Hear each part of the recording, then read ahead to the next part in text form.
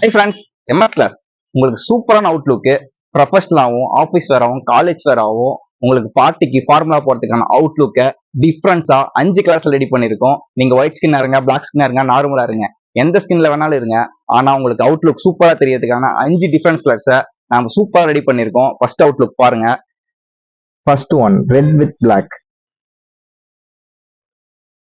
light sandal with black, ash colour with black, dark sandal with black,